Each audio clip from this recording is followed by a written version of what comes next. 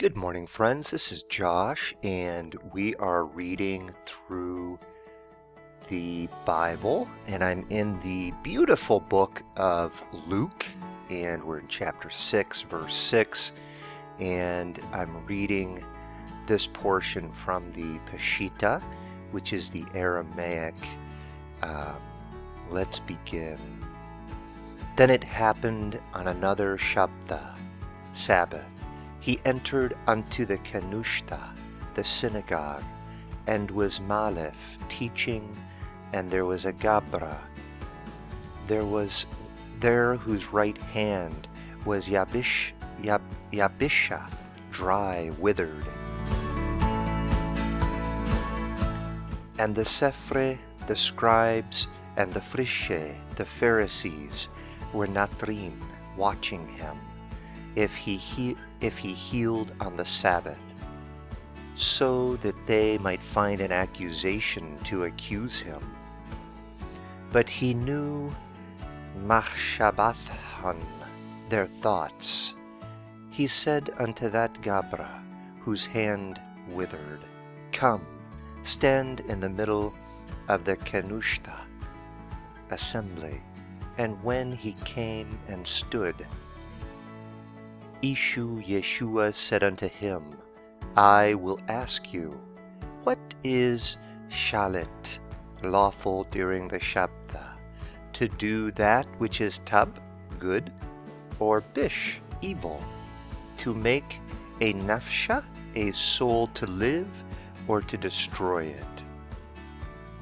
And he looked at them, at all of them, and said unto them, Fashut, Idak, stretch out your hand. And he stretched it out, and his hand was restored like the other one.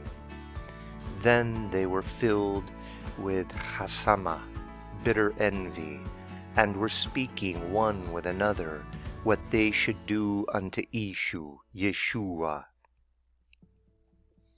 Now it happened in those Yalmatha days, Yeshua went out unto Turah, a mountain, to pray, and there he had spent the night in Titzluthad Allaha, the prayer of God. And when it was Nagath dawn, he called Talmiduhi, his disciples, and chose 12 from them. Those he named the Shlike, the sent ones. Wow! Isn't this unbelievably cool? Jesus was always at odds with the jealous religious elite and the power brokers whose home base was Jerusalem, but he was so popular, he was so revolutionary, that they were sending out these leaders, these religious leaders, to spy on him and to try to trap him, because he was doing things that were counter the religious system. Mainly, he didn't care about the Sabbath. He said, in fact, he said in the last verses 1 through 6, he said, I am Lord of the Sabbath. And I mean, that's blasphemous.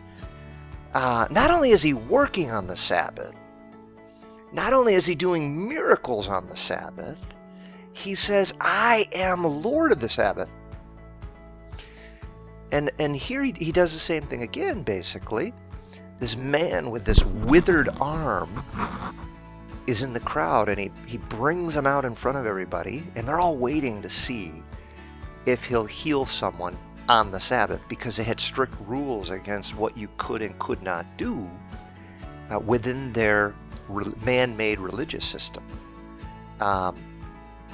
And Jesus basically calls him out on it, and he says, is it, let's go back. He says, and he looked at all of them and said unto them, Fashut Adek, stretch out your hand. And he stretched it out, and his hand was restored like the other one. Let me back up a little bit.